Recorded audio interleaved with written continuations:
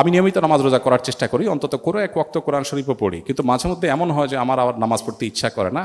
এমন না যে সেই সময় আমি আল্লাহর নাম নেই না, জিকির করি না, সবই করছি, আল্লাহর কাছে ক্ষমা চাইছি, সবই করছি, আমার শুধু নিজ আগ্রহ থেকে নামাজটা পড়তে ইচ্ছা করে না। এমনটা আগে হয়নি, ইদানিং এরকম হচ্ছে। অনেক দীর্ঘ আলোচনা করা দরকার, শুধু সংক্ষেপে এটুকু বলবো, নামাজের অন্তর্নিহিত তাৎপর্য নিয়ে অনেক বই আছে। আপনি এরকম একটা বই পড়েন, নামাজটা এটা আসলে গতানুগতিক কোনো বিষয় না। এখন আপনারা নিজেরা ডাক্তাররা, অনেক গবেষকরা গবেষণা করে আপনারাই আমাদেরকে বলছেন যে নামাজের ভিতরে আমাদের রুকু করি, সিজদা করি, আমাদের যে ব্যায়াম হয়, শরীরে যে উপকারিতা হয়, এই যে নবী সাল্লাল্লাহু আলাইহি ওয়াসাল্লাম রাতের খাবার আগে খাইতেন, তারপর এশার নামাজ পড়তে যেতেন, এশার নামাজ পড়তে গিয়ে আপনার সিঁড়ি ভাঙা, দূরে যাওয়া, মসজিদে যাওয়া, উঠবস করা, ডাইজেস্ট হয়ে যায়, এরপরে তিনি বিছানে ঘুমোতে যেতেন।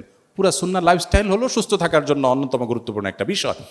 তো আপনি নামাজের যে অন্তর্নিহিত তাৎপর্য আছে, বিশেষ করে নামাজ যে আল্লাহর সাথে কানেক্টেড করে মানুষকে, কিভাবে আমাদের উপকার আসে, এটা যদি আপনি ভালো করে পড়েন, স্টাডি করেন, আমার মনে হয় যে আপনার নামাজের প্রতি আগ্রহ বৃদ্ধি হবে। সেই সাথে এবাদতের আগ্রহ কমে যাওয়ার জন্য গুনাহের একটা বিরাট প্রভাব থাকে। কোনো একটা পাপাচারে লিপ্ত হলে মানুষ এবাদতের স্বাদ কমে যায়, সেগুলো ছাড়তে হবে ইনশাআল্লাহ। আশা করে যে আল্লাহ তাআলা আপনাকে ফেরত আসার তৌফিক দান করবেন।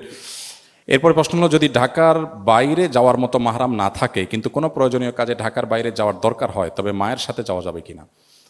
মা তো আসলে নিজেই একজন মহিলা, আপনার একজন পুরুষ মাহরাম লাগবে সফরের দূরত্বে যেতে হলে। ঢাকার বাইরে আর ঢাকার ভেতরে ইস্যু না, ইস্যু হলো সফরের দূরত্ব কিনা। সফরের দূরত্বে যেতে হলে আপনার মাহরামের প্রয়োজন হবে। আর সফরের দূরত্ব বলতে ওই যে 75 কিলোমিটার 77 কিলোমিটার, এত দূর যদি না হয়, এর কম যদি হয়, তাহলে আপনি সিকিউর ফিল করলে একা একা আপনি জার্নি করতে পারেন। কিন্তু শরীয়ত আপনার সেফটির জন্য এই কথাটা বলে। অনেক বোনরা বলেন যে ভাই কেমন কথা, ছেলেরা যেদিকে ইচ্ছা সেদিকে যেতে পারবে, আমরা চাইলেই যেতে পারবো না, সফরের দূরত্বে যেতে হলে একজন ছেলে আমার সাথে থাকতে হবে, কেমন কথা? আমি বলি দেখুন, এটা কেন করেছে শরীয়ত? আপনার সেফটির জন্য। আমি গত সপ্তাহে ইউরোপের কোথায় যেন সুইজারল্যান্ডের একটা জায়গায় কি যেন একটা লেক আছে খুব নাম করা, রেইনফল, সেই লেকের ওখানে গেছিলাম। তো আমাদের বাংলাদেশি এক ফ্যামিলির সাথে দেখা হলো হঠাৎ করে। আমরা কথা বলে তাদের সাথে আলাপ সালাপ করে আমরা নিচে নামলাম। লেক দেখে আমরা উপরে উঠতে উঠতে দেখি যে ভদ্রমহিলা হঠাৎ করে অসুস্থ হয়ে একদম পড়ে গেলেন এবং নাক দিয়ে রক্ত বের হচ্ছে। তার সাথে তার স্বামী ছিলেন, স্বামীর কোলায় মাথায়। আমরা ডাক্তার ডেকে আনলাম, অ্যাম্বুলেন্স ডেকে আনলাম, তিনি তাকে সেবা দিলেন। আমি তখন চিন্তা করলাম, এই ভদ্রমহিলা যদি একাকী থাকতেন, তার সাথে তার হাজবেন্ড না থাকতেন, বা একজন পুরুষ মানুষ না থাকতেন, তো আজকে তার জন্য বিষয়টা কত জটিল হতো। একজন নারী তার সেফটির জন্য, তার নিরাপত্তার জন্য মাহরাম সাথে থাকার কথা শরীয়ত বলেছে। এখন যদি বলেন যে না, শরীয়ত তো আমাকে কোণঠাসা করে রেখেছে, তাহলে এটা ভুল ধারণা হবে। বোন আমার, আমাদের যারা যখন প্রেসিডেন্ট হিসেবে, মহামান্য প্রেসিডেন্ট হিসেবে দায়িত্ব পালন করেন, আমাদের প্রেসিডেন্টের থাকা অবস্থায়, প্রেসিডেন্টের দায়িত্ব পালন করা অবস্থায় কোনো প্রেসিডেন্ট যদি বলেন যে কতদিন হইল একটু কারণ বাজারে যায় মন মতো বাজার করি না, তার সাথে তার সেফটিতে দায়িত্বে থাকা মানুষদেরকে যদি বলা যে সব সরে যাও, আমাকে একটু একটা দিয়ে একটু মন মতো একটু ঢাকার লোকাল বাসে উঠতে দাও, কি বলেন? তাকে কি দেওয়া হবে? কোনোদিন দেওয়া হবে না। বলে স্যার আপনার এই কথা মানা যাবে না স্যার, রাষ্ট্রের প্রয়োজনে আপনাকে নিরাপত্তা দিতে হবে। এখন উনি যদি মনে করেন যে এটা কেমন অবিচার, কই তাদের তো যাইতে কারোর সমস্যা হয় না, আমাকে কেন বাধা দিবা? এটা কোনো যৌক্তিক প্রশ্ন হতে পারে না। ঠিক একইভাবে আমাদের বোনদের এই মাহরামের বিষয়টা আমাদেরকে বুঝতে হবে। এরপর প্রশ্ন হলো, মেডিকেল ক্যাম্পাসে অনেক স্টাডি পার্টনার দেখা যায়, ছেলে মেয়ে। আমার প্রশ্ন হলো, পড়াশোনার জন্য এভাবে অপোজিট জেন্ডারের ফ্রেন্ড বানানো কি জায়েজ হবে? দেখুন, আপনারা তো খুশি হওয়ার কারণ কি আমি বুঝলাম না। আচ্ছা যাক, দেখুন বিষয়টা হলো, আমার কথা নয়, আপনারা আমার চেয়ে ভালো জানেন, একজন পণ্ডিত বিজ্ঞানীর কথা, একজন ছেলে এবং একজন প্রাপ্তবয়স্ক ছেলে, প্রাপ্তবয়স্ক মেয়ে কখনো বন্ধু হতে পারে না।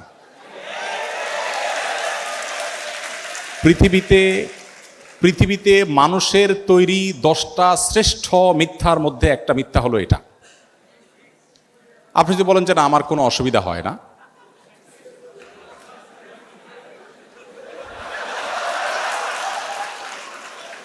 যদি আপনি মনে করেন যে না আমার কোনো সমস্যা হয় না, আমার মনে তো খারাপ চিন্তা আসে না, বাজে চিন্তা আসে না, তাহলে আপনি মেডিকেল স্টুডেন্ট হওয়া সত্ত্বেও আপনার ডাক্তারের কাছে যাওয়া উচিত। অথবা আপনি আপনার কথায় অসত্যবাদী, দুইটার একটা। দেখুন, আমি বলছি না যে কোনো হোয়াটসঅ্যাপ গ্রুপে, কোনো মেসেঞ্জার গ্রুপে বা কোনোভাবে শরিয়ার পর্দা মেনটেন করে একে অন্যের সাথে পড়াশোনা বিষয়গুলো শেয়ার করা যাবে না, তা বলছি না। আপনি সেফটি নিশ্চিত করে যদি এটা করেন, আপনি অবশ্যই করতে পারেন, কিন্তু সেফটি নিশ্চিত করতে হবে। শরিয়া কেন পর্দার কথা বলেছে? দেখুন, গোটা পৃথিবীতে একটা প্রচেষ্টা দেখবেন যে আমাদের মুসলমানদেরকে মেয়েদের মুখোমুখি দাঁড় করানো হয়, যেন মেয়েদের বিরুদ্ধে ইসলাম সব কিছু করেছে। আমরা গত পরশুদিন সম্ভবত বুয়েটে আলোচনা করেছিলাম যে আমাদের প্রিয় নবী সাল্লাল্লাহু আলাইহি সাল্লাম নারীদের জন্য কি করেছেন। খুব বেশি সময় পাই না, যতটুকু পাইছি আমি চেষ্টা করেছি বলার। আপনি যদি এটা নিয়ে পড়াশোনা করেন আপনি অবাক হবেন। আজকের নারীবাদের স্লোগান ধরা মানুষগুলোর জন্মের ১৫০০ বছর আগে প্রিয় নবী সাল্লাল্লাহু আলাইহি সাল্লাম নারীদেরকে পাতাল থেকে তুলে আকাশে রেখে গেছেন। অনেক আলাপ, সেদিকে আমি যাব না।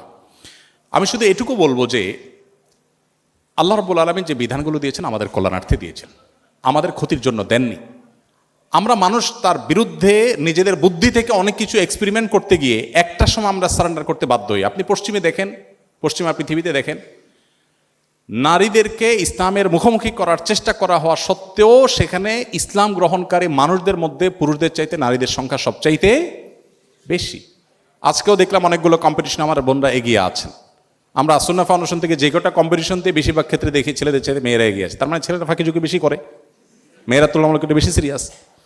তো বোনদের সাথে ভাইদের অর্থাৎ ছেলে মেয়েদের পরস্পর যদি পড়াশোনার বিষয়গুলো শেয়ার করতে গিয়ে ফিতনামুক্ত পরিবেশে করা যায়, যেখানে আসলে কোনো প্রকার ফিতনার আশঙ্কা থাকবে না।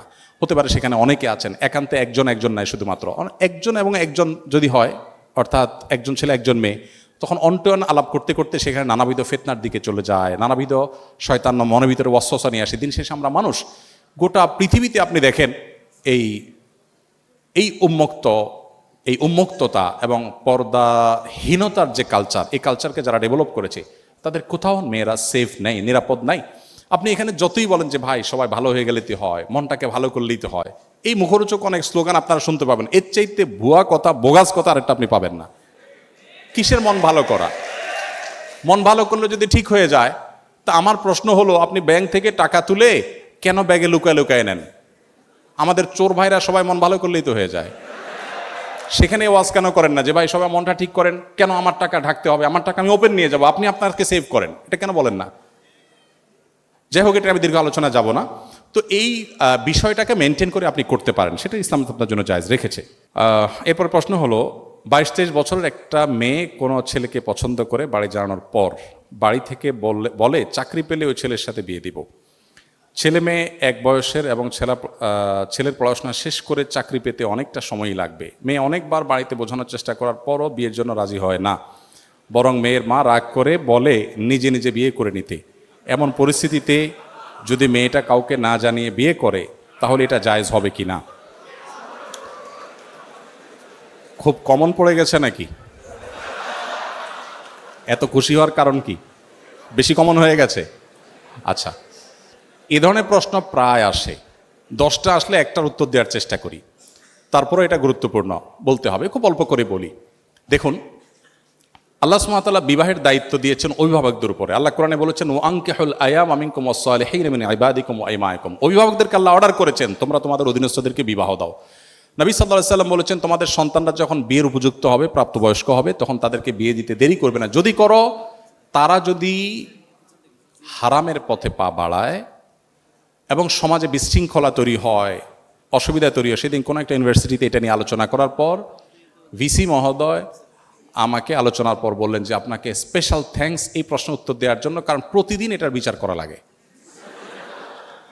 তো আমি বলতে চাই যে নবী সাল্লাল্লাহু আলাইহি সাল্লাম বলেছেন, যদি সন্তানরা বিয়ের উপযুক্ত হয় অভিভাবকদের কর্তব্য তাদেরকে বিয়ে দেওয়া। যদি না দেয় এবং সন্তানরা যদি বিপদগামিতার পথে পা বাড়ায়, সমাজে বিশৃঙ্খলা সৃষ্টি হয়, তাহলে সেক্ষেত্রে কি হবে? তাহলে সেক্ষেত্রে যে ফিতনা, ফাসাদ, অনাচার হবে, এগুলোর দায় অভিভাবকের উপরে বর্তাবে। হারাম রিলেশন যারা করছেন, এখানে মূল প্রশ্নে যাওয়ার আগে একটা কথা বলা দরকার ছিল, সরি আমি ওখানে একটু ব্যাক করছি। সেটা হলো, বিবাহের আগে ছেলে মেয়েদের মধ্যে পরস্পরকে তথাকথিত ভালোবাসা নিবেদন করার নামে, প্রেম নিবেদনের নামে বছরকে বছর যে হারাম রিলেশন থাকে, এটা ইসলাম কেন হারাম করেছে? দেখুন, ডক্টর খন্দকার আব্দুল্লাহ জাহির রহমাতুল্লাহর চমৎকার একটা অ্যানালাইসিস আছে এই ব্যাপারে। স্যার বলেন যে দেখেন, একটা সাইক্লোনে, একটা ঘূর্ণিঝড়ে একটা দেশের বেশিরভাগ মানুষ মারা যেতে পারে, ওইটা আবার রিকভার করা সম্ভব। কিন্তু কোনো জাতির মধ্যে যদি একবার এই টেন্ডেন্সি আছে যে আমরা সন্তান গ্রহণ করব না, বৈবাহিক জীবন যাপন করব না, সাংসারিক জীবন যাপন করব না, এই প্রবণতা যদি কোনো জাতির মধ্যে একবার আসে, তখন মানব সভ্যতার অস্তিত্বই হুমকির মধ্যে পড়বে। কিভাবে? আজকের উন্নত পৃথিবীর যে কোনো দেশ আপনি তাকান, পশ্চিমের যে কোনো দেশের দিকে তাকান, এমনকি পূবেও তাকান, কয়দিন আগে দেখবেন কানাডা আমাদের দেশ থেকে গণহারে ভিসা দিয়ে লোক নিছে। আমি তো অবাক হয়ে গেছি শুনে, যে ব্যাপার কি, এত বেশি লোক নিচ্ছে কেন? পরে শুনলাম যে তাদের দেশের লোকের টান পড়ছে, আমার দেশ থেকে লোক নিয়ে যাচ্ছে। আপনারা স্টুডেন্ট ভিসায় যখনই দাঁড়ান কোনো অ্যাম্বাসিতে, একটু মোটামুটি যোগ্য ছাত্র হলে আর দেরি করে না, সাথে সাথে তারা নিয়ে যাচ্ছে। ব্যাপার কি? আমি ভিজিট ভিসার জন্য গেলে আমাকে তো ভিসা এরকম দেয় না, আপনাকে তো বেশি দিচ্ছে কেন? তাদের দেশে আসলে পর্যাপ্ত লোক নেই। এখন প্রত্যেকটা উন্নত দেশে, আপনারা সবাই জানেন আমার চাইতে বেশি, প্রত্যেকটা উন্নত দেশে সন্তান হলে সরকার তার জন্য বাবা মাকে ভাতা দেয়, 2টা হলে আরো বেশি দেয়, 3টা হলে আরো বেশি দেয়, মানে সন্তান যেন হোক সন্তান সরকার চায়। কিন্তু বাস্তবতা হলো তাদের দেশে এমনভাবে জেনারেশন গ্যাপ তৈরি হচ্ছে যে দেশ চালাবার মতো পর্যাপ্ত মানুষ নেই। ওই যে বিবাহকে তারা ডিনাই করেছে, বিবাহ বহির্ভূত সম্পর্ককে অ্যাপ্রিসিয়েট করেছে, তার পরিণতি তারা ভোগ করছে, আরও হয়তো চরম পরিণতি অপেক্ষা করছে। তো এই জন্য বিবাহ বহির্ভূত সম্পর্ক হালাল নয়, এখান থেকে বেরিয়ে আসতে হবে।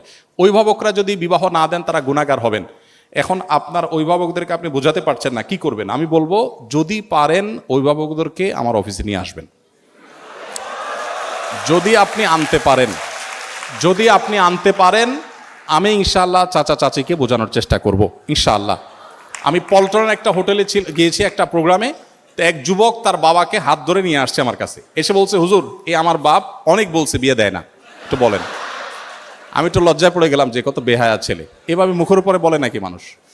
তো বাবা মাদেরকে যদি আপনারা বুঝাইতে না পারেন, তো সেক্ষেত্রে অনেক বুদ্ধি আছে। সেদিন এক যুবক একটা দারুণ আইডিয়া দিল, বললো যে ভাই, আর্লি ম্যারেজের যে উপকারিতা, এটা নিয়ে আপনার একটা বক্তব্য ছিল, আব্বা আম্মাকে তো আসলে ডাইরেক্ট বলাও যায় না, তো ওই বক্তব্যটা ইউটিউবে চালাই দিয়ে আমি টয়লেটে চলে গেছি, তাতে পারপাস সার্ভ অনেকটাই হয়ে গেছে, বাবা মা অনেক কনভিন্স হয়ে গেছে যে হ্যাঁ ঠিক। তো যাই হোক, আমাদের বাবা মাদেরকে আমি অনেক সময় বলি, এখানে তো আর মুরব্বীরা নাই, ওনাদেরকে থাকলে আমি বলতাম, এবং অনেক সময় আমি বলি, আমাদের মুরব্বীরা বাবা মারা ওনারা যে বয়সে বিয়ে করেছেন, এখনকার সন্তানদের সামনে সোশ্যাল মিডিয়া যে ফিতনার সয়লাভ চলছে, তাদের তার চাইতে বেশি আর্লি বিয়ে করার প্রয়োজন হয়। আমি অনেক জায়গায় বলেছি যে আমি কিন্তু এই বয়সে নানা হয়ে গেছি, কেউ বিশ্বাস করে না, আমি এখন এই বয়সে নানা হয়ে গেছি, ইনশাল্লাহ দাদা হতে যাচ্ছে আল্লাহ চাহেন তো। তো আর্লি ম্যারেজের যে কত উপকারিতা আছে সেটা অনেক লম্বা টপিকের বিষয়। শুধু এটুকু বলবো যে বাবা মাকে কনভিন্স করে বিয়ে করবে, এটা তাদের কনভিন্স করে করাটা আপনার দায়িত্ব। হানাফি মাযহাব অনুযায়ী প্রাপ্তবয়স্ক মেয়ে নিজে নিজে সিদ্ধান্ত নিয়ে বিয়ে করলে বিয়েটা বাই ল কোরআন হাদিসের আলোকে শুদ্ধ হয়ে যাবে। যদিও অন্যান্য ইমামদের মতে অভিভাবকের সম্মতি ছাড়া মেয়ের বিয়ে বিশুদ্ধ হবে না। তো এই জায়গাটাতে আমি বলবো বোনদেরকে, ভাইদেরকে, যে বাবা মাকে কনভিন্স করার চেষ্টা করুন, নানাভাবে কনভিন্স করার চেষ্টা করুন, এটা সিরিয়াস ইস্যু, এবং তাদেরকে জানিয়ে বিয়ে করা ভালো। অনেকে বলে হুজুর পালিয়ে বিয়ে করা যাবে কিনা, আমি বিয়ে তো চুরি না, পালাতে হবে কেন? কনভিন্স করে অভিভাবকদেরকে বুঝিয়ে তারপরে করেন। এই চ্যালেঞ্জগুলো ওভারকাম করতে হবে। আপনি যুবক মানুষ, বিশ্বজয় করবেন কিভাবে? শুধু বিয়ে যদি করতে না পারেন বাপ মাকে বুঝিয়ে। বিয়ে করার ব্যাপারে বাপ মাকে যদি ভালো করে বোঝাতে না পারেন, আপনি দুনিয়া জয় করবেন কোত্থেকে? এই ছোট কাজটা যদি না পারেন, চ্যালেঞ্জ নিতে হবে, কিন্তু তাদেরকে বোঝানোর চেষ্টা করতে হবে।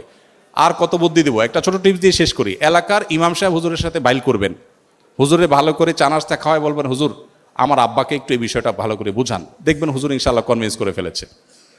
তো যে কোনোভাবে বাবা মাকে সন্তুষ্ট করে করার চেষ্টা করেন। যদি না করেন, নিজেরা করতে চান গুনাহ থেকে বাঁচার জন্য, আর কোনো উপায় নাই, সেক্ষেত্রে বললাম যে হানাফি থট অনুযায়ী বিয়ে বিশুদ্ধ হয়ে যাবে, যদি অন্যান্য ইমামদের মতে হবে না।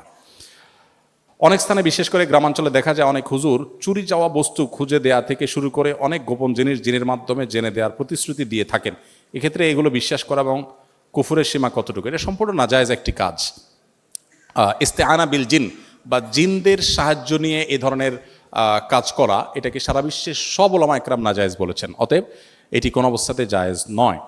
যদি জিন দিয়ে এরকম চোর ধরা এটা জায়েজ হতো, বা এটাই যদি শরিয়ার সিস্টেম হতো, তাহলে নবী করিম সাল্লাল্লাহু আলাইহি সাল্লাম সাক্ষী টাক্ষী দিয়ে আদালতের ব্যবস্থা করতেন না, তিনিও এই জিনে ধরা একটা রোগীর লোক রাইখা দিয়ে এই কাজ করতেন। সো এটা সঠিক কোনো কাজ নয়। এরপরে প্রশ্ন হলো, আমি জানি সালাতের পর সম্মিলিত মুনাজাত নবী করিম সাল্লাল্লাহু আলাইহি সাল্লামের সুন্নাহ দ্বারা সাব্যস্ত নয়, আবার রাসূল সাল্লাল্লাহু আলাইহি সাল্লামের বৃষ্টি চেয়ে সম্মিলিতভাবে মুনাজাত করার কথাও জানি, তাহলে সমন্বয় কিভাবে? খুব দরকারি প্রশ্ন। আমি একবার ঢাকায় বৃষ্টি হচ্ছিল না গেল বছর, তার আগের বছর, তখন আমাদের ফাউন্ডেশন অফিসের পাশে আফতাবনগরে আমরা বৃষ্টি প্রার্থনার নামাজ পড়েছি। তখন অনেকে প্রশ্ন তুলেছেন, এই হুজুর বলে নামাজের পরে সম্মিলিত মোনাজাত সুন্নাহ দ্বারা সাব্যস্ত না, আবার একই হুজুর বৃষ্টি প্রার্থনার পরে হাত তুলে সবাই নিয়ে মোনাজাত করলো, কেমনে কি একই মতো দুই কথা কেমনে হলো? তো ব্যাপারটা কেমন হয়ে গেল, আপনারা যেহেতু ডাক্তার মানুষ আপনাদেরটা দিয়ে উদাহরণ দেই। আপনি রোগীকে বলে দিলেন, ভাই আপনি রাতে কিন্তু কিছু খাবেন না, রাতে কিছু খাবেন না। ও রোগী দুপুরে খেয়ে আসছে, আপনি যে বলেন যে আপনারা রাতে খাইতে নিষেধ করছে, আপনি দুপুরে কেন খাইলেন? এই প্রশ্নটা কি খুব যৌক্তিক প্রশ্ন হবে? আপনি নিষেধ করেছেন রাত্রে খেতে, আমি খেয়েছি দুপুরে, আপনি যদি আমাকে বলেন যে আপনাকে না খেতে নিষেধ করেছি, আপনি কেন খেলেন? এই প্রশ্নটা যেরকম অযৌক্তিক হবে। নবী সাল্লাল্লাহু আলাইহি সাল্লাম 5 ওয়াক্ত নামাজের পর বিভিন্ন মাসনুন দোয়া জিকির পড়তেন, সেটা আমরা সুন্নাহ মনে করি। কেউ আল্লাহর কাছে কিছু চাইলে নামাজের পরে তিনি চাইতে পারেন, সেটারও সুযোগ আছে, নামাজের পরে দোয়া কবুল হয়, সেটা নিষেধ না। কিন্তু এটাকে যদি পার্ট অফ সালাহ বানিয়ে নেওয়া হয়, যে সবাই মিলে আমরা একসাথে মোনাজাত করব, মোনাজাত না করলে হুজুরের চাকরি থাকবে না, এই ট্র্যাডিশনাল দোয়া যদি আমরা বানিয়ে নেই, এটাকে নামাজের অংশ যদি বানিয়ে নেই, তাহলে সেটা বিদআত হবে, সেটা সুন্নাহ দ্বারা সাব্যস্ত হবে না। এটা নামাজের কথা। কিন্তু বৃষ্টি প্রার্থনার ক্ষেত্রে নবী সাল্লাল্লাহু আলাইহি সাল্লাম সবাইকে নিয়ে সম্মিলিত দোয়া করেছেন, বিধায় এ জায়গায় করেন নাই ওই জায়গায় কেন করেছেন, এই প্রশ্নটা একেবারেই অমূলক একটি প্রশ্ন, এবং দুইটাকে একসাথ করে ফেলাটা একেবারে অযৌক্তিক। দুই জিনিস এবং দুই জায়গায়। নবী সাল্লাল্লাহু আলাইহি সাল্লাম যেখানে যেটা করতে বলেছেন সেখানে সেটা করা, যেখানে তিনি করেছেন সেখানে আমি করব, যেখানে তার দ্বারা করাটা সাব্যস্ত হয়নি। 10 বছরে নবী সাল্লাল্লাহু আলাইহি সাল্লাম মদিনায় 5 ওয়াক্ত নামাজের যে ইমামতি করেছেন, সেটা হিসাব করলে সম্ভবত 18,000 ওয়াক্ত হয়, আমি যদি ভুল না বলে থাকি। এই 18,000 ওয়াক্ত তিনি ইমামতি করেছেন। তারপরে 30 বছর ধরে 4 খলিফা ইমামতি করেছেন। এই যে 30 বছর করেছেন, তারও 3-18 যুক্ত করেন, তাহলে কয় যুগ হলো? এত যুগে নামাজের পর সাহাবীদেরকে সাথে নিয়ে তিনি যদি আমাদের মতো এরকম ট্র্যাডিশনাল মোনাজাতে অভ্যস্ত থাকতেন, কি পরিমাণ হাদিসে সেটার বর্ণনা আসতো, সেটা বলার অপেক্ষা রাখেন। অথচ আপনি সালাত সংক্রান্ত ইসলাম ফাউন্ডেশন থেকে অনুবাদ হওয়া বইগুলো নেন, হাদিসের গ্রন্থগুলো খোলেন, কোথাও এটা দেখতে পাবেন না। নামাজের পর কেউ যদি আল্লাহর কাছে দোয়া করা নিষিদ্ধ নয়, কে এটাকে নামাজের অংশ মনে না করলে সেটাও নিষিদ্ধ নয়। আমরা এটা আবার ভুল না বুঝে নামাজের পর দোয়া করা যাবে না, দোয়া তো অবশ্যই করা যাবে, কিন্তু এটাকে আমরা যে ট্র্যাডিশন বানিয়ে নিয়েছি, এটা আসলে হাদিসে এভাবে করতে বলা হয়নি। কিন্তু বৃষ্টি প্রার্থনার ক্ষেত্রে বলা হয়েছে, অতএব ওখানে বলা হলে এখানে কেন বলা হবে না, এই প্রশ্ন একেবারে অযৌক্তিক, দুই জায়গায়। এরপর প্রশ্ন হলো, বর্তমান বিশ্বের পরিপ্রেক্ষিতে উম্মার প্রতি আমাদের দায়িত্ব কিভাবে পালন করতে পারি? অনেক বড় প্রশ্ন, ছোট্ট করে বলি। উম্মার প্রতি, মুসলিম জাতির প্রতি একজন মুসলিম জাতির সদস্য হিসাবে আমাদের কর্তব্যের মধ্যে প্রথম কর্তব্য হবে আমি নিজে একজন আদর্শবান ভালো মুসলমান হওয়া। এটা হলো প্রথম দায়িত্ব। আমরা অনেকে জাতিকে নিয়ে অনেক চিন্তিত, কিন্তু আমি নিজের কোনো খবর নাই, আমি নিজে ভালো মানুষ হচ্ছি না। আমি নিজে ভালো মুসলমান হব, আদর্শবান মুসলমান হব, 5 ওয়াক্ত নামাজ পড়বো ঠিক মতো, সুন্দর করে ইসলামটাকে জানবো, আমার আচার আচরণ কাজ কারবার সব দিক থেকে ইসলামের সৌরভ ছড়াতে হবে। আমি যেদিকে যাব মানুষ দেখবে একজন মুসলমান গেছে। আমি যখন চিকিৎসা দেব তখন মানুষ বলবে একজন মুসলমান ডাক্তার চিকিৎসা দিয়েছে। আমি যখন ইঞ্জিনিয়ারিং করবো মানুষ দেখবে একজন মুসলমান ইঞ্জিনিয়ার কাজ করেছে। আমার প্রত্যেকটা কাজ থেকে ইসলামের সৌরভ ছড়াবে, সৌন্দর্য ছড়াবে, পরোপকার, মানুষের কল্যাণকামিতা, সুন্দর আচরণ, ম্যানার্স, ইসলাম যেগুলো আমাদেরকে শিখিয়েছে সেগুলো আমাদের মধ্যে আনা। এটা হলো মুসলিম মিল্লাতের উপকার করার জন্য প্রথম শর্ত, যে নিজে সংশোধিত হওয়া, ভালো মুসলমান হওয়া। নাম্বার 2, এর পাশাপাশি আমার যে স্কিল বা দক্ষতা আছে এটাকে বৃদ্ধি করে মুসলিমদের মুখ উজ্জ্বল করা। আমাদের অনেক তরুণরা আছেন যারা একটু ইসলামের দিকে আসলে, অনেক মেডিকেল স্টুডেন্ট আছেন, অনেক আপনার ইঞ্জিনিয়ারিং অনেক স্টুডেন্ট আছেন, যে কোনোভাবে তিনি হয়তো দিনের ছোঁয়ায় এসেছেন, এরপর দেখা যায় সে পড়াশোনার প্রতি আর মনোযোগী না। আমার কাছে অনেক স্টুডেন্ট যায়, যা বলে হুজুর পড়ালেখা করতে আর ভাল লাগে না আমার। উনি এখন নামাজ কালাম পড়তে ভাল লাগে, ওনার এখন কোরআন শরীফ পড়তে ভাল লাগে, ওনার পড়ালেখা করতে ইচ্ছা করে না। তাই বললাম যে কার পালায় পড়ছেন আপনি, কাহিনী কি, কেন পড়ালেখা করতে ভালো লাগবে না? অনেক ছেলেপেলে আছে, আগে বাবা মার ব্যবসা বাণিজ্যে সময় দিতেন, এখন সে ধর্মকর্ম করা শুরু করছে, এখন সারাদিন মসজিদে পড়ে থাকে, দোকান টোকানে আর যায় না, ব্যবসায় যায় না, এখন তার এগুলো ভাল লাগে না, দুনিয়াদারি আর ভাল লাগে না। এটা হলো শয়তানের নেক্সুরতে ধোকা। আপনি কোনো দক্ষ আলিমের পরামর্শ ছাড়া নিজে নিজে ডিসিশন নেবেন, আপনার স্কিলকে আপনি কবর দিবেন, তাহলে আপনি মুসলিম মিল্লাতের ক্ষতি করলেন। আপনার স্কিলকে ডেভেলপ করে মুসলিম মিল্লাতের মুখকে উজ্জ্বল করবার যথেষ্ট সুযোগ আছে। আমরা সেই মুসলিম যারা স্পেনের তারেক বিন জিয়াদের স্পেন বিজয়ের মধ্য দিয়ে আমরা জ্ঞান বিজ্ঞানে, বিশেষ করে আপনাদের যে সাবজেক্ট চিকিৎসা বিজ্ঞানে মুসলমানরা অনবদ্য অবদান রেখেছেন, সে অতীত আমাদের ছিল, দুঃখজনক সে অতীত আমাদের হারিয়ে গেছে, আজ নাই, সেটি পুনরুদ্ধার করতে হবে। অতএব মুসলিম জাতির জন্য আপনি কিছু করতে চাইলে আপনার স্কিলকে ডেভেলপ করে, ওই যে উদ্দেশ্য হবে আল্লাহ আমি অ্যাজ এ মুসলমান মুসলমানদের মুখ উজ্জ্বল করব, একজন বাংলাদেশি হিসেবে আমার প্রিয় স্বদেশকে আমি অনন্য উচ্চতায় নিয়ে যাব, বিশ্বের দরবারে আমি একটা ভালো জায়গায় নিয়ে যাবো, চেষ্টা আমাদের মধ্যে থাকতে হবে। তাহলে আপনি মুসলিম মিল্লাতের উপকার করতে পারবেন। নাম্বার 3, বর্তমান সময় সম্পর্কে সচেতনতা, বিভিন্ন ইজম মতবাদ সম্পর্কে জানা, ইসলামকে মুসলমানদেরকে কিভাবে কোণঠাসা করা হয় সেই জিনিসগুলো দেখা। গোটা পৃথিবীর যেখানেই মানুষ মার খাচ্ছে, যেখানেই আপনি ফিলিস্তিন বলেন আর কাশ্মীর বলেন, বার্মা বলেন আর সিরিয়া বলেন, ইরাক বলেন আর আফ্রিকা বলেন, পৃথিবীর যে কোনো জায়গায় যুদ্ধ চলছে। আপনি দেখবেন বোমার নিচে যাদেরকে দেখা যায় তারা শুধুই মুসলমান, মুসলমান ছাড়া কাউকে দেখতে পাবেন না। কিন্তু এরপরে বলা হবে যে মুসলমানরা অশান্তি সৃষ্টি করছে। আমার প্রিয় নবী সাল্লাল্লাহু আলাইহি সাল্লাম, যাকে নিয়ে আজকে আমরা আলোচনা করছি, তার জীবনে 27টি যুদ্ধে অংশগ্রহণ করতে হয়েছে, তাকে বাধ্য করা হয়েছে। সেই যুদ্ধগুলোতে অংশগ্রহণ করে সর্বসাকুল্যে যত মানুষ মারা গেছেন তার সকল যুদ্ধে, সব মিলিয়ে যুদ্ধের বাইরে কিছু মানুষ বিচারিকভাবে মৃত্যুদণ্ড পেয়েছেন তাদের বিশ্বাসঘাতকতার অপরাধে, সব মিলিয়ে 1000 মানুষ ছিল, মাত্র 1000। এই নতুন বাংলাদেশ যে আমরা পেয়েছি, এই নতুন বাংলাদেশ পেতে কত মানুষের জীবন দিতে হয়েছে? 2000 মানুষের। একটা ইউনিয়ন দখল করতে 500 মানুষের জীবন দেওয়া লাগে আজকাল অনেক সময়। সেখানে নবী সাল্লাল্লাহু আলাইহি সাল্লাম গোটা বিশ্বে ইসলাম প্রতিষ্ঠা করতে গিয়ে 600 বেশি মানুষ বিচারিকভাবে মৃত্যুদণ্ড হয়েছে। এত মানুষ কিভাবে হলো? ওই যে একসাথে ইহুদিদের বিশ্বাসঘাতকতা মদিনাতে ছিল, মদিনার সনদ লঙ্ঘন করেছিল তারা, এটা ঐতিহাসিক ঘটনা। আর মাত্র 400 মানুষের জীবনের বিনিময়ে ইসলাম গোটা পৃথিবীতে প্রতিষ্ঠিত হয়েছে। অথচ দুইটি বিশ্বযুদ্ধে 100 মিলিয়নের বেশি মানুষ নিহত হয়েছেন, মুসলমানরা করেছে। এরপরও মুসলমানদের দোষারোপ করা হবে। তো বিশ্বের এই পট পরিবর্তন, এসব পলিটিক্স, বিশেষ করে মুসলমানদের স্বার্থ সংশ্লিষ্ট বিষয়গুলো, এগুলো আমাদেরকে জানতে হবে। আপনারা শিক্ষিত মানুষ হিসাবে সেগুলো আপনারা পড়বেন, আমি আশা করব। এগুলোর মধ্য দিয়ে আপনি মুসলিম জাতির করণীয়, মুসলিম জাতির সদস্য হিসেবে আপনার করণীয় আপনি ঠিক করতে পারবেন, আপনি চূড়ান্তভাবে সঠিক সিদ্ধান্ত নিতে পারবেন ইনশাআল্লাহ। গোল্ডের দাম প্রায় পরিবর্তন হয়, গহনার জাকাতের হিসাবটা কি যখন জাকাত দিচ্ছি সে সময়ের দাম অনুযায়ী হবে, নাকি আমি যে দামে কিনেছি সেভাবে হবে? আবার অনেকে সারা বছর ধরে জাকাতের টাকা দিতে থাকেন, এই সময় এই গোল্ডের দাম অনেকবারই পরিবর্তন হয়, সেক্ষেত্রে হিসাবটা কিভাবে হবে? যখন টাকা দেওয়া শুরু করব তখনকার দরদাম অনুযায়ী, নাকি বছরে যে সময় শেষ হবে তখন তার দরদাম অনুযায়ী? খুবই সংক্ষিপ্ত উত্তর, আপনি যখন জাকাত ক্যালকুলেশন করবেন, আপনার জাকাত বর্ষ যখন পূর্ণ হবে তখন আপনার কি কি অ্যাসেট আছে সব হিসাব করবেন, ওই সময় ওই গোল্ডের বিক্রয় মূল্য যেটা আছে সেটা হিসাব করে আপনি জাকাত কাউন্ট করবেন। এরপর আপনি আস্তে আস্তে দেন না দেন, কিন্তু হিসাব হবে তখনকারটা। আর যখন কিনেছেন তখনকার হিসাব অবশ্যই হবে না, পরেরটা হিসাব হবে। একই সাথে একজন মুসলিম এবং একজন মেডিকেল স্টুডেন্ট হিসাবে আমি জানতে চাই যে ইসলামের দৃষ্টিতে মেডিকেল কলেজের একাডেমিক পড়াশোনার এই 5-6 বছরের পড়াশোনার পাশাপাশি আর কোন কোন দিকগুলো নিয়ে জানতে হবে? আমি ইতিমধ্যে আপনাদেরকে 5-6-7টা পরামর্শ দিয়েছি, এর মধ্যে এটা রয়ে গেছে, আমি এটার উত্তর রিপিট করছি না। ইসলাম বহির্ভূত কোনো দেশ বা ইসলামের চর্চা তেমন করা হয় না, এরকম কোনো দেশে উচ্চশিক্ষার জন্য পড়তে যাওয়া ধর্মীয় দৃষ্টিকোণ থেকে কতটা উপযুক্ত?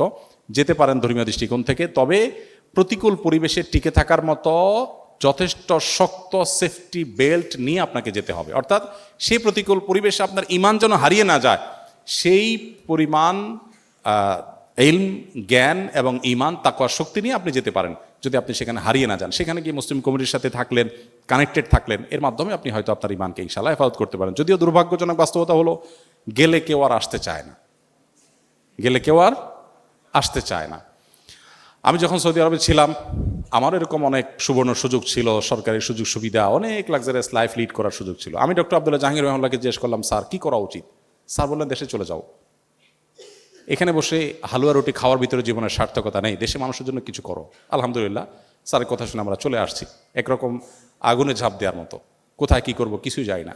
আলহামদুলিল্লাহ, স্যার নিজে বলেছেন যে আমি নিজেও যখন আল ইমাম বিশ্ববিদ্যালয়ে পড়াশোনা করেছি, এখনকার সৌদি বাদশাহ তখন রিয়াদের তিনি কিং ছিলেন বা প্রিন্স ছিলেন, গভর্নর ছিলেন, তখন তার হাতে সবচেয়ে বড় অ্যাওয়ার্ড আমি পেয়েছি, ইউনিভার্সিটির ইতিহাসে সবচেয়ে ভালো রেজাল্ট আমি করেছি, আমাকে ভার্সিটিতে শিক্ষকতার অফার করা হয়েছে। কিন্তু আমি বললাম না, আমি আমার দেশের মাটিতে ফিরে যেতে চাই, দেশে মানুষের জন্য কিছু করতে চাই। তো স্যার দ্বারা অনুপ্রাণিত হয়ে আমিও ফিরে এসেছি। আমি আপনাদেরকে বলবো, যেখানে থাকুন না কেন, আপনি যেন ওই যে বললাম ব্রত হবে সেবা, নিজে একটু ভালো থাকার জন্য কোথাও থাকা, এটা তো আসলে কোনো বুদ্ধিমান মানুষের বা মুসলমানের কাজ হতে পারে না। আমরা যে প্রথম বর্ষে পড়াশোনার জন্য মানব কঙ্কাল কিনে পড়ি এবং পরবর্তীতে সেটা বিক্রি করি, এটা ইসলামী দৃষ্টিতে কতটুকু জায়েজ? ইসলামী দৃষ্টিতে এটা জায়েজ নাই। আমি জানি আপনারা প্রায় সবাই এটা করেন, কিন্তু এটা জায়েজ নাই। কেন জায়েজ নাই? দেখুন, ইসলাম মানব জাতিকে সম্মানিত করেছে। আল্লাহ বলেছেন ওয়ালাকাদ কাররামনা বানি আদম, আমি আদম সন্তানকে সম্মানিত করেছি। এজন্য মানুষের শরীরে কোনো অংশ বিক্রি করা ইসলাম জায়েজ রাখেনি, এটা পণ্য নয়। যদি গবেষণার প্রয়োজনে কোনো অংশ নিয়ে গবেষণা করতে হয় বা মানুষের শরীরের কোনো অংশ একজন অন্যজনকে দিতে হয়, সেটা বিনা পয়সায় দিতে হবে, এটা চ্যারিটি থাকতে হবে। রক্ত দিলেও কেউ বিক্রি করতে পারবে না, শরিয়া দৃষ্টিকোণ থেকে রক্ত দান করবে, এটা তার ইবাদত হিসাবে সওয়াবের জন্য দিবে। এখন আপনি হয়তো বলবেন যে বস্তুবাদের এই পৃথিবীতে এটা কি সম্ভব? সব কিছুই সম্ভব হবে মানুষ যদি আসলে সদিচ্ছা রাখে। আমরা যখন সুদের ব্যাপারে বলি যে ঋণ দিতে হবে সুদমুক্ত, তখন বলে ভাই সুদমুক্ত ঋণ কেউ দিবে পৃথিবীতে? সুদের এই ডেভেলপমেন্ট পৃথিবীতে যতদিন না হয়েছে, শত শত হাজার বছর পর্যন্ত মুসলমানরা যখন বিশ্ব শাসন করেছে, তখন সুদমুক্ত অর্থনীতি কিভাবে তারা দাঁড় করিয়েছিল সে বিষয়ে স্টাডি এবং বহু গবেষণা আছে। সো আমরা বানিয়ে নিয়েছি একটা পৃথিবী, স্বার্থপর পৃথিবী, যেখানে থুতু ফেলতে মানুষ স্বার্থ ছাড়া ফেলে না। সেখানে আসলে এগুলো চিন্তা করা একটু কঠিন, কিন্তু বাস্তবতা হলো ভিন্ন। এটা অবশ্যই আমাদেরকে দেখতে হবে। আমি একসময় অনলাইনে গাছের একটা ছোট বিজনেস করতাম, এখন আর করি না, কিন্তু মাঝে মাঝে মনে হয় আমি অনিচ্ছাকৃত বা ভুলবশত অনেকেরই প্রাপ্য জিনিস দিতে পারিনি, ভুলবশত হয়তো আমি তাদের হক নষ্ট করেছি। এটা নিয়ে আমি খুব অনুতপ্ত। আমার করণীয় কি? এখন একটা কাজ করবেন, আমি নিজে করি, সেটা হলো কিছু দান করবেন এই নিয়তে যে আল্লাহ আমার অজান্তে কারোর অধিকার, আর্থিক অধিকার নষ্ট করে থাকতে পারি, আমি এই দানটা করছি আমি সওয়াব পাওয়ার জন্য না, ওই ব্যক্তির পক্ষ থেকে যিনি আমার থেকে পাবেন আমি জানি না, আননোন সে ব্যক্তি। তাহলে ইনশাআল্লাহ আপনার স্যাটিসফাইড হওয়ার আগ পর্যন্ত যে হ্যাঁ এর বেশি নাই, এত পরিমাণ টাকা আপনি দান করে দিলেন, ইনশাআল্লাহ আল্লাহ তাআলা আপনাকে দায়মুক্ত করে দিবেন, যেহেতু আপনি প্রাপক জানেন না। আমি একজন ছেলেকে বিয়ে করতে চাই, সে ধার্মিক এবং ফ্যামিলির ভালো, সে মেজের। এখন আমার ফ্যামিলিকে কিভাবে মানাতে পারি? ওই যে বুদ্ধি তো শিখিয়ে দিলাম, কিভাবে মানাবেন। এরপরে প্রশ্ন হলো, কেউ হজ করতে শারীরিকভাবে অক্ষম হলে বদলি হজের বিধান কি? বদলি হজের ক্ষেত্রে এমন ব্যক্তি নির্বাচন করা যাবে কি না যিনি নিজের হজ আদায় করেন নাই? না, যিনি নিজের হজ আদায় করেন না তিনি কার বদলি হজ করতে পারবেন না। নবী সাল্লাল্লাহু আলাইহি ওয়াসাল্লামের একটি হাদিস আবু দাউদে বর্ণিত হয়েছে, এক ব্যক্তি হজ করছিলেন তার ভাই সুব্রমার পক্ষ থেকে। নবী সাল্লাল্লাহু আলাইহি ওয়াসাল্লাম তাকে বললেন, তুমি কি নিজের হজ করেছো? তিনি বলেছেন না। তখন বলেছেন, আগে তোমার হজ করো, তারপর তুমি আরেকজনের পক্ষ থেকে করবে। সো কেউ বদলি হজ করতে হলে নিজের হজটা আগে করা থাকতে হবে। বাবা মার 3 সন্তান, 1 বোন 2 ভাই, 3 জনই স্বাবলম্বী। ইসলামী শরিয়া অনুপাত অনুযায়ী বাবা মায়ের সম্পত্তি বন্টন না হয়ে যদি সমান 3 ভাগে ভাগ হয় এবং তাতে বাবা মা এবং ভাই বোন সবাই সম্মত থাকে, তাতে গুনাহ হবে কিনা? প্রথম কথা হলো, সম্পদের ভাগ তো হবে বাবা মার মৃত্যুর পর, এটাই হলো কোরআন হাদিসের নির্দেশনা। জীবিত অবস্থায় যদি ভাগ হয় সেটা সম্পত্তির বন্টনের শরিয়ার যে নির্দেশনা সেটা আওতা পড়বে, এটা গিফট হবে, বাবা জীবদ্দশাতে একটা উপহার হবে, সন্তানদেরকে দিলেন। কিন্তু মৃত্যুর পরে হবে মূলত বন্টনটা ওয়ারিস হিসাবে। সেই বন্টনে যদি সব ভাই বোন একমত হন যে ঠিক আছে কোরআন হাদিস অনুযায়ী কেউ কম কেউ বেশি পায়, বাট আমরা সমান সমান নেব এবং কোনো দায় দাবি রাখবো না, এটা যদি সন্তুষ্ট চিত্তে তারা করেন সেটি জায়েজ আছে। কিন্তু আল্লাহ তাআলা যে বন্টন করেছেন সেটার প্রতি পরিপূর্ণ ঈমান থাকতে হবে, সেটা অযৌক্তিক নয়, সেটা অন্যায় নয়, সেটাই সবচাইতে ইনসাফ। এটি বিশ্বাস করে নিজেরা যদি এটা ডিসিশন নেন, ঠিক আছে বোন একটু কম পায় কিন্তু বোনটা আমার গরিব, আমি ছেড়ে দিলাম, সমানে দিয়ে দিলাম, এটা যদি ভাইরা ডিসিশন নেন, সবাই যদি সম্মত থাকেন, কোনো অসুবিধা নেই। মুশকিল হলো এই সমস্ত পারিবারিক ডিসিশনের ক্ষেত্রে 1-2 জন ডিসিশন মেকার হয় আর বাকিরা বাধ্য হয়ে রাজি হয়, লজ্জা কিছু বলতে পারে না। এই জিনিসটা খেয়াল করতে হবে যে কেউ তো বাধ্য হয়ে রাজি হচ্ছে না, এটা শির করতে হবে। অ্যালকোহল বিভিন্ন ঔষধে দ্রাবক হিসাবে ব্যবহার করা হয়, এর স্বল্প পরিমাণ তো নেশা তৈরির জন্য যথেষ্ট নয়। তাহলে এসব ক্ষেত্রে এসব ঔষধের ব্যাপারে শরিয়া কি বলে? আরব অনারব সারা বিশ্বের সমস্ত উলামা ইকরামের ফতোয়া এক্ষেত্রে রয়েছে একই, সেটা হলো যেই অ্যালকোহল আঙ্গুর থেকে বা খেজুর থেকে তৈরি নয়, কিশমিশ থেকে তৈরি নয়, সেই অ্যালকোহল নাপাক নয়, পাক, অর্থাৎ শরীরে লাগলে নাপাক হবে। এটা হলো পাক নাপাকের ব্যাপার। এবার খাওয়া হালাল হারামের ব্যাপারটা হলো, যদি এরকম কোনো অ্যালকোহল থাকে যেটা কেমিক্যাল হিসাবে ইউজ করা হয় অথবা ঔষধে সেটা প্রয়োগ করা হয়, পরিমাণে অনেক কম থাকে এবং ওই দুটি ছাড়া অন্য কোনো কিছু দিয়ে তৈরি, তখন সেই অ্যালকোহল পান করে, মানে পরিমাণ যদি এত কম থাকে যেটা পান করলে নেশা হবে না, তখন সেটা মেডিসিনে থাকলে সেই মেডিসিন গ্রহণ করা জায়েজ আছে, সেটি হারাম নয়। এ ব্যাপারে ইসলাম কিউএ বিশ্ববিখ্যাত ইসলামী প্রশ্নোত্তর ওয়েবসাইট, সেখানে শেখ মোহাম্মদ সালেহ মুনাজ্জিদ হাফিজাউল্লাহ তার ফতোয়া রয়েছে। কাতার ভিত্তিক ফতোয়ার বিশ্ববিখ্যাত ওয়েবসাইট মার্কাজুল ফতোয়া ইসলামিক ওয়েব, সেখানকার ফতোয়া রয়েছে। আমাদের দেশের ফতোয়া রয়েছে ওলামা ইকরামের, সবগুলো প্রায় একই রকম। অর্থাৎ এখানে যে স্বল্প পরিমাণ থাকে, আপনার অ্যালকোহল থাকে এবং সেটা নেশার উদ্রেক করে না, যদি নেশার উদ্রেক না করে এরকম কম পরিমাণ থাকে, এবং যেটা ওই যে নিষিদ্ধ যেটা পড়ে তার আওতায় নয়। তো এটা থাকলে সে মেডিসিন অ্যাডভাইস করা বা সেটা সেবন করা কোনোটাই শরীরের দৃষ্টিকোণ থেকে নাজায়েজ নয়। আরেকটা মৌলিক কথা বলে রাখি, যদি কোনো পেশেন্টের জন্য এমন কোনো ঔষধ ছাড়া বিকল্প কোনো পথ না থাকে যেটা আসলে শরীয়ত দৃষ্টিকোণ থেকে হালাল নয়, কিন্তু অ্যাজ এ মেডিসিন সেটার কোনো বিকল্প যদি না থাকে, শরীয়ত সেটাকে জায়েজ করে মানুষের জীবন রক্ষার প্রয়োজনে। উচ্চশিক্ষার উদ্দেশ্যে যেতে সমস্যা নেই। কেন নেই? আপনি যদি কাউকে শত্রু মনে করেন, আপনার শত্রু থেকে যদি কোনো সুবিধা আদায় করতে পারেন, সেটা ভালো না খারাপ? আপনি যদি কোথাও যে পড়াশোনা করে আপনার জ্ঞানকে আরও বেশি শানিত করেন, যেখানে গেছেন তার সাথে যদি আপনার মতের পার্থক্য থাকে, সে আপনার বিরুদ্ধে শত্রুতায় লিপ্ত, সে আপনাকে দাস বানিয়ে রাখতে চায়, সাম্রাজ্যবাদী, কিন্তু আপনি তার কাছ থেকে জ্ঞান অর্জন করে আলোকিত হয়ে আপনার দেশে মানুষের উপকার দিক করবেন, তো ভালো খারাপ কি? আমাদেরকে অনেকে বলে আপনারা হুজুররা অমুকের বিরুদ্ধে বলেন, তমুকের বিরুদ্ধে, তাদের প্ল্যাটফর্ম ইউজ করে আবার আপনারা ওয়াজ নসিহত করেন। বলে না একটা কমন প্রশ্ন না? একটা হাস্যকর প্রশ্ন। কেন হাস্যকর প্রশ্ন? আমাকে একজন ঢেল মেরেছে আমাকে আঘাত করার জন্য, ওই ঢেলাটা আমি ধরে তার দিকে মেরে দিলাম, লাভ করলাম না লস করলাম? এখন আপনি যদি বলেন ভাই কাজটা কি ভালো হইল, শত্রুর ঢেল মারলেন আপনি, এই প্রশ্নটা কোনো লজিক্যাল প্রশ্ন? আমি যদি ইয়াহুদি তৈরি করা সোশ্যাল মিডিয়া ব্যবহার করে আমার আদর্শ প্রতিষ্ঠা করতে পারি, তো আমি তো তার ঢেল দিয়ে আমি তাকে মারছি, সমস্যাটা কোথায়? এই বিষয়গুলোকে আমরা অনেক সময় অনেক শক্ত করে ফেলি, অনেক কঠিন করে ফেলি। ইসলামে তো কঠিন না। সো আপনি জ্ঞান অর্জন করার জন্য অমুসলিম প্রধান দেশে অবশ্যই যেতে পারেন। ইসলামের দৃষ্টিতে প্রক্সি দেওয়া নেওয়া বিষয় জানতে চাই। Again common. আচ্ছা, এইটা যেখানেই গেছি আমি শিক্ষা প্রতিষ্ঠানে সব জায়গায় দেখি কমন প্রশ্ন এটা আসছে, তার মানে এই অপকর্মটা খুব বেশি হয়। খুবই জঘন্য কথা।